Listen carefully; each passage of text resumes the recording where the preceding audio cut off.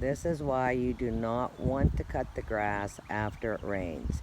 You will have all these ruts, and the ruts are visible by where all the green grass is growing because the water is laying in these ruts.